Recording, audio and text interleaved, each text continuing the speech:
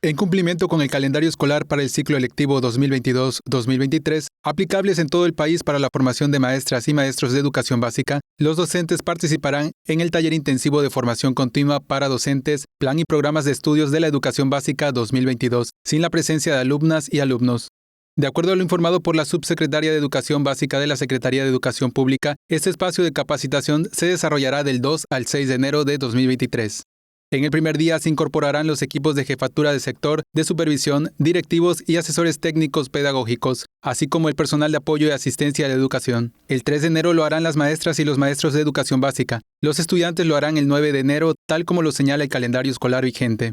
Los primeros materiales para el taller intensivo fueron liberados el pasado 14 de diciembre, mismos que ya fueron recibidos por las diferentes figuras educativas a través de la estructura regional. De esta manera, las y los maestros se capacitarán en cumplimiento a lo dispuesto en el artículo 28, párrafo 1 de la Ley General de Educación, para conocer el plan y programas de estudio de educación preescolar, primaria y secundaria del próximo ciclo escolar 2023-2024. Tele Yucatán te informa.